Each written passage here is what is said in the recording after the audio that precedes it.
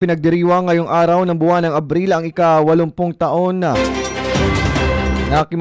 kimemorasyon ng Legazpi Golf Landing sa pagbibigay pugay sa kabayanihan at sakripisyo ng mga veterano, gayon din sa tulong ng tropang Amerikano sa pagkikibaka para sa kalayaan na laban sa mga dayuhang mananakop.